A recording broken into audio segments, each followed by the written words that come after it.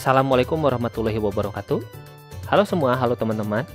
Pada video kali ini kita akan membahas tentang Adobe Flash Professional CS6.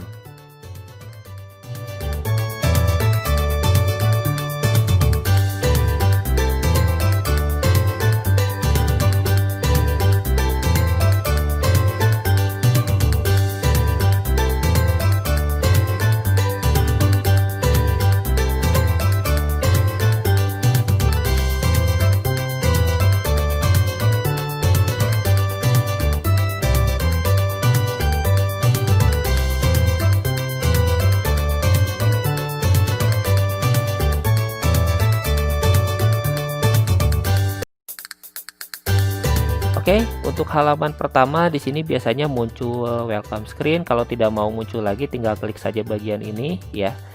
Nah, kalau muncul welcome screen, kita bisa melihat di sini ada shortcut. Kita klik saja Action Script 2.0 ya. Nah, hal yang pertama kali harus diperhatikan adalah kita tata letaknya mau pilih yang mana.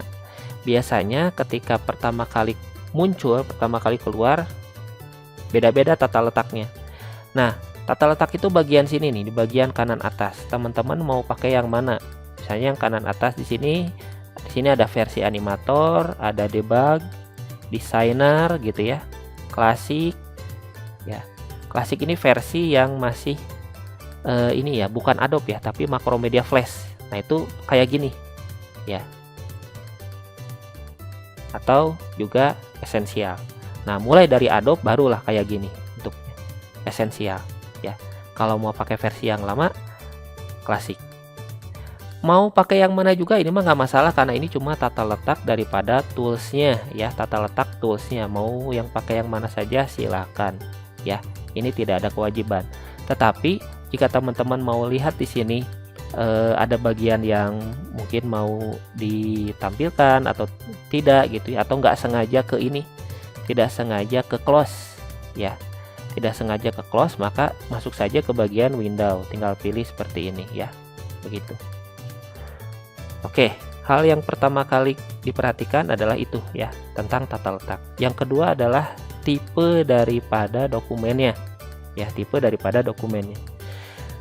Membuat dokumen pertama kali ya, menentukan di sini properti dari dokumen yang kita buat di sini sangat penting, karena kalau udah berhubungan dengan coding, misalnya katakanlah kita mau membuat animasi atau aplikasi ya, dimana di situ ada codingnya, maka coding tersebut kalau misalnya kita pindahkan, maka codingnya jadi nggak jalan. Taruhlah gini ya, pura-puranya katakanlah di sini sudah ada isinya ya, dimana di sini ada tombol button, saya klik, sudah ada action, sudah ada aksi. Nah, terus saya pindah action scriptnya, mau pilih yang lain, maka codingan yang tadi jadi nggak jalan. Seperti yang sudah saya jelaskan, bahwa action script 2.0 dan 3.0 itu beda bahasanya, beda codingannya lah, bahasa gampangnya mah. Jadi teman-teman pilih terlebih dahulu ya. Ini milihnya di awal loh, soalnya kalau di tengah-tengah, insya Allah project teman-teman yang awalnya jalan jadi nggak jalan, seperti itu. Nah, lalu di sini ada target ya, di sini ada target ya. Defaultnya, kalau tadi kita pilih Action Script 2.0, maka Flash itu ngasih defaultnya itu adalah untuk desktop. Jadi Flash Player ini adalah untuk desktop, sedangkan yang Flashlight ini adalah untuk yang mobile, bisa juga untuk yang web ya. Kalau desktop namanya Flash Player. Dari Flash Player juga sebenarnya bisa sih diekspor menjadi web gitu ya, dengan cara tertentu gitu ya.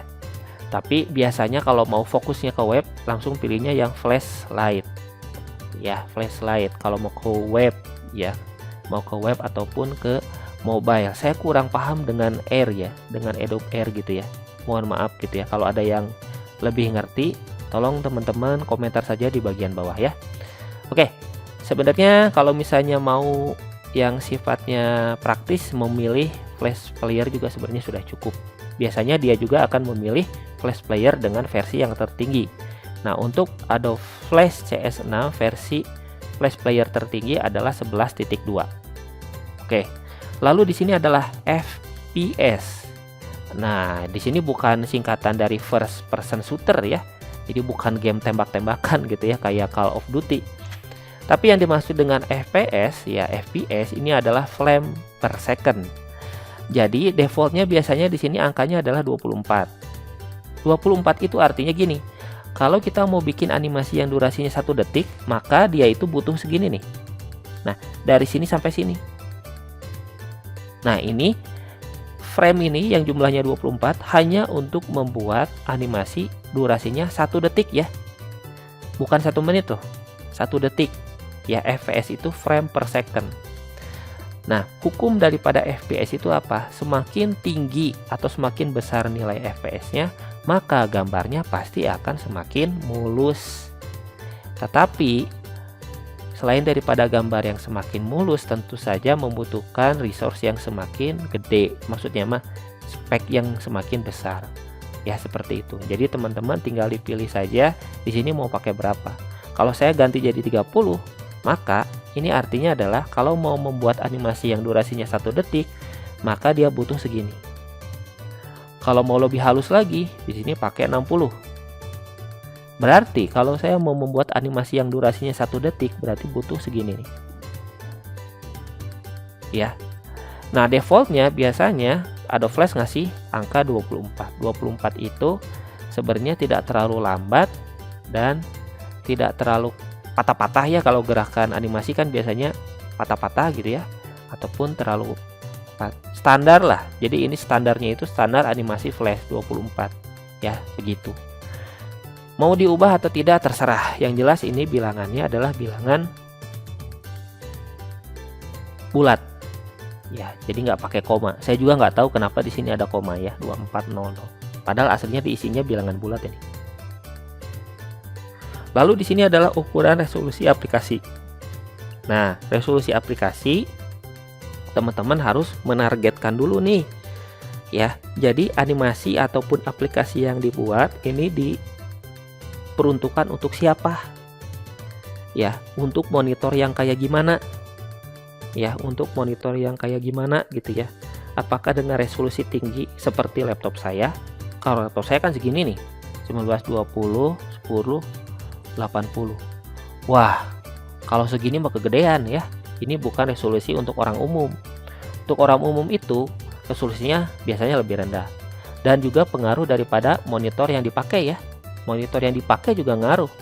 Ya, makanya di sini ada yang namanya stake. Stake di sini ada warna.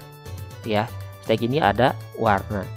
Ini sangat berpengaruh nanti dengan monitor yang nanti dipakai.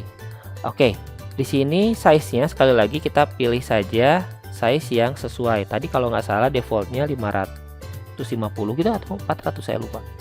Seginian lah ya defaultnya ya.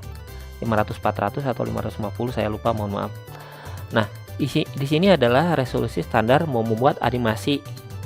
Tapi kalau mau ke aplikasi berarti resolusinya harus lebih tinggi.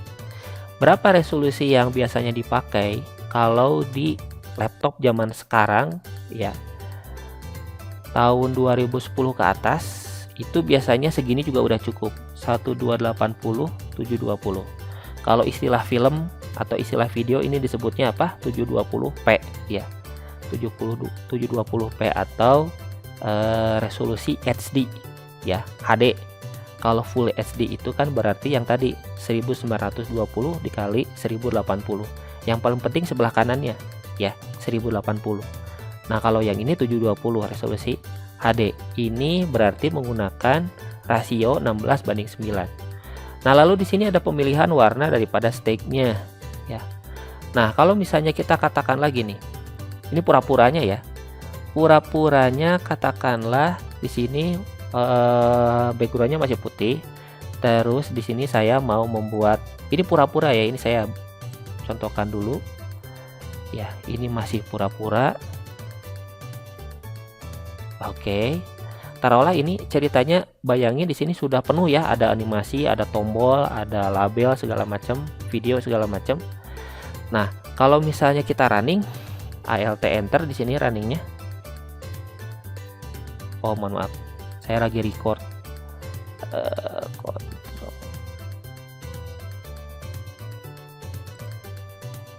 Nah, ini kalau dimaximize, nah ini jadi putih. Jadi stek ini bukan hanya berpengaruh di dalam kotak ini ya, tapi kalau ini dimaksimal ini jadi putih. Jadi teman-teman mau memilih yang gimana dasarnya, warna dasarnya putih, hitam, atau apa gitu ya, silahkan saja ya. Kalau misalnya mau hitam ya, jadi kan jadi ada black bar ya, black bar gitu ya.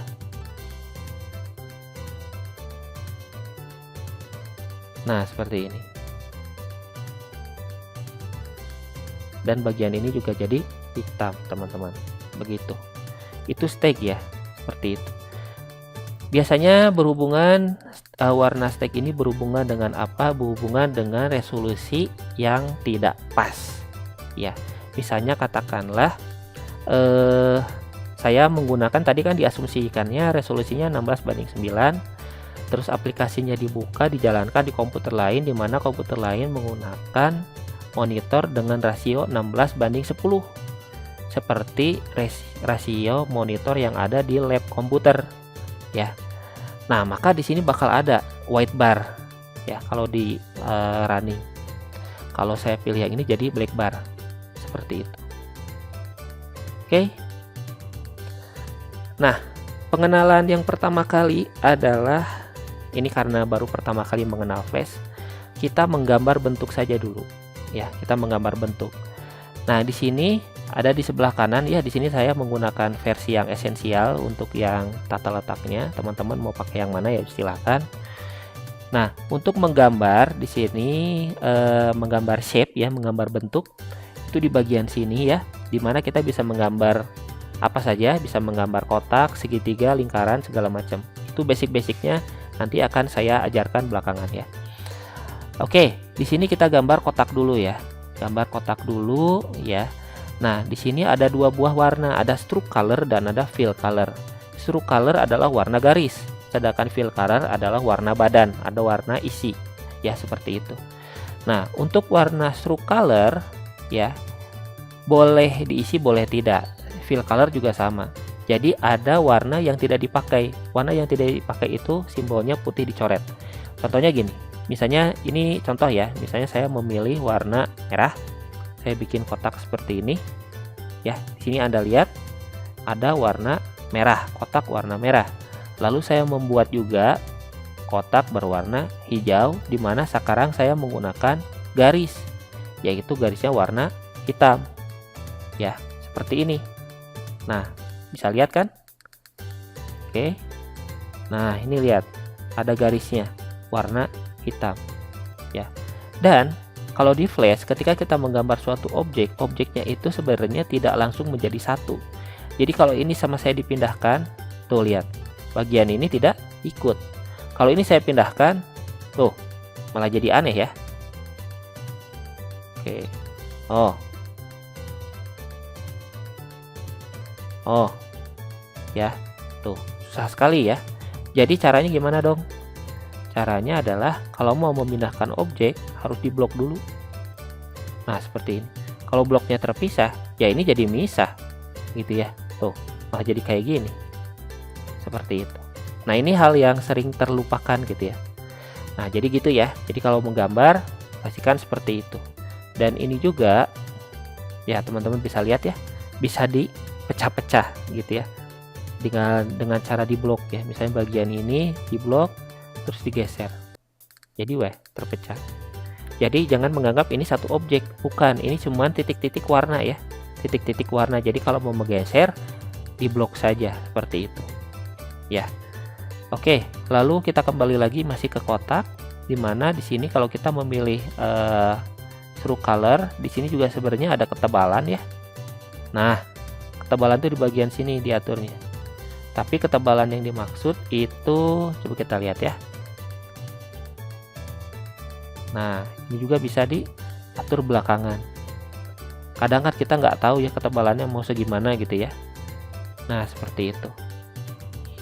Oke, lalu hal yang tidak kalah penting juga adalah warna yang tidak digunakan. Misalnya saya terus terang saja, saya tidak terlalu suka menggunakan warna garis, biasanya warna badan doang. Maka kita akan pilih yang bagian ini nih, putih dicoret. Nah ini artinya tidak menggunakan warna garis, hanya menggunakan warna badan. Jadi kalau saya menggambar kotak, ya sudah kotak saja begini. Oke. Nah, kotak itu kan ada dua jenis ya. Ada persegi. Persegi itu kan berarti sama sisi, dan juga persegi panjang. Kalau persegi panjang bebas, gampang gambarnya. Tinggal digambar saja. Karena ini kan bebas ya untuk ukurannya. Tapi kalau mau menggambar persegi, nah ini yang harus diingat. Ketika kita mau menggambar persegi, kita harus menekan tombol shift. Jadi shift-nya harus ditekan sehingga dia menjadi persegi. Kalau persegi berarti sama sisi kan, kiri kanan atas bawahnya semuanya sama. Anda lihat di sini juga ukurannya sama ya, gitu. Nah, sekarang kalau mau menggambar lingkaran gimana? Kalau mau menggambar lingkaran, ininya bagian ini diklik tahan. Ya, klik tahan. Ini memang kecil ya, tapi teman-teman bisa cek di bagian kanan bawah di sini ada segitiga warna hitam. Ini kita klik tahan, maka dia akan muncul pilihan yang lain. Saya tidak pernah menggunakan dua yang ini ya, yang primitif. Pakainya yang atas saja nih, rectangle tool, oval tool, sama polystar. Yang bagian 3 dan 4 ini ya, rectangle primitif dan oval primitif itu nggak dipakai. Nah, kalau oval ini digunakan untuk membuat apa? Untuk membuat lingkaran atau oval. Nah, kalau mau membuat lingkaran, berarti tombol shift-nya ditekan. Kalau oval ya, oval itu kan berarti agak gendut, oval atau oblate. Nah, itu berarti shift-nya jangan ditekan. Ya, seperti itu. Nah, tadi saya sudah bilang bahwa menggambar di flash di apa namanya? Di flash di sini, di kanvas ini atau stag ini, itu sebenarnya adalah ini bukan satu kesatuan tapi hanya titik-titik warna saja. Coba saya akan menggambar satu lagi. Di sini saya akan menggambar dengan warna yang berbeda, yaitu warna kuning. Saya mau menggambar ini. Nah, ternyata lingkaran warna kuning ini menghalangi kotak warna biru, kotak persegi panjang ya, dan juga lingkaran, dan juga oval warna merah. Jadi ini sama saya mau digeser. Kita geser, dan ternyata gambarnya warna yang tadi sudah kita masukkan itu menjadi hilang. Kenapa? Seperti yang tadi sudah saya ceritakan bahwa ini bukan satu kesatuan, tapi ini adalah titik-titik warna. Jadi kalau ditimpa dengan warna yang lain, warna yang sebelumnya jadi hilang. Seperti itu ya. Nah, gitu ya, warna yang lain jadi hilang ya, seperti itu. Ini bukan berarti jelek ya, bisa juga ini memang digunakan untuk teknik menggambar gitu ya, teknik menggambar. Misalnya ini saya kecilin pakai ini ya, free transform.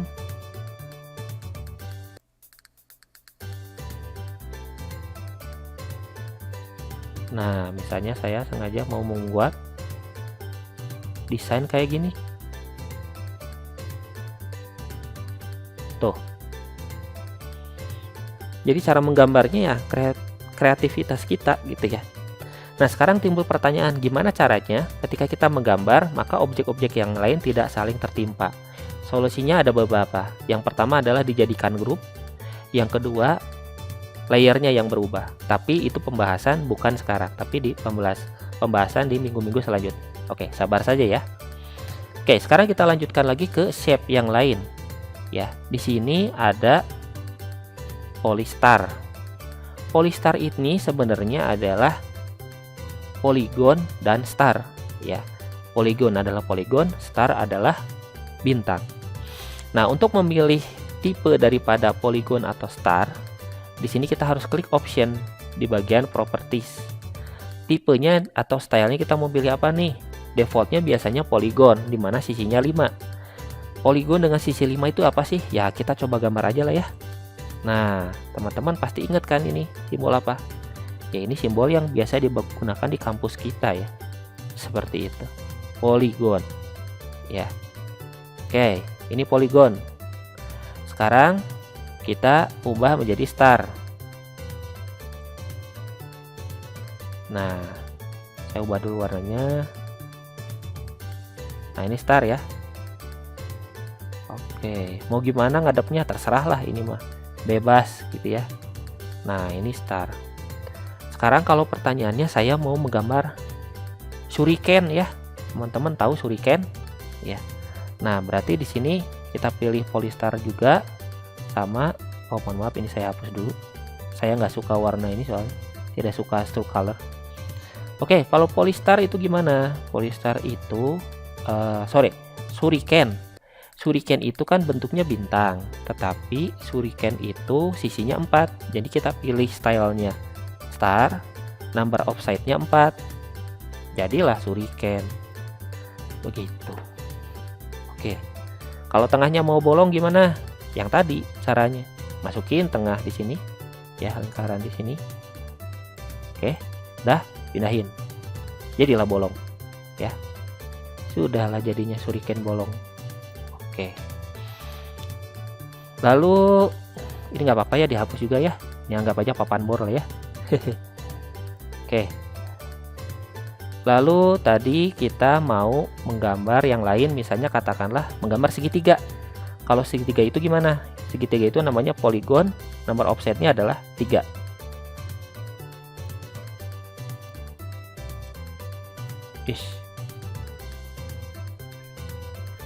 Nah, begini caranya ya. Ini jadi untuk segitiga itu namanya poligon, nomor offsetnya 3.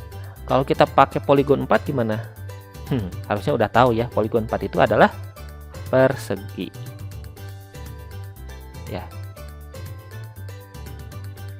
Cuma defaultnya biasanya ini, bentuknya kayak diamond. Kalau saya nekan tombol shift ya, seperti itu.